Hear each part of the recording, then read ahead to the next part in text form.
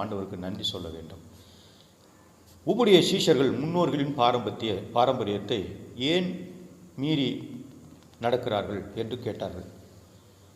Why do your disciples not walking according to the tradition of the elders, but eat with defiled hands?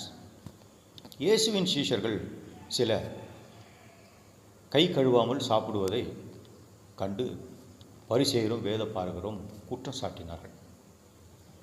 இப்போ இந்த நவீன உலகத்தில் நாம் கை கழுவாமல் சாப்பிட்டால் அது நமக்கு தீங்கு வியாதியை கொண்டு வரும் என்று நாம் வாதிடலாம். நல்லது.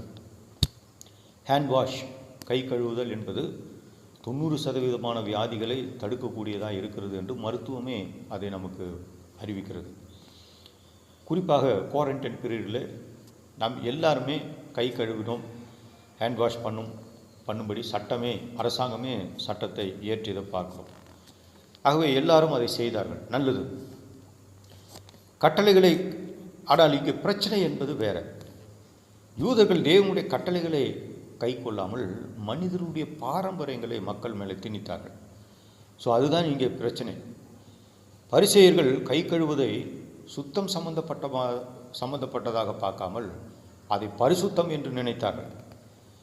ஆகவே இயேசு அதை தவறு என்று கண்டித்தார். கை கழுவுதல் போன்ற சடங்காச்சாரங்கள் மூலமாக தேவனிடத்தில் அவர்கள் கிட்டி சேரலாம் என்று தவறாக நினைத்தார்கள்.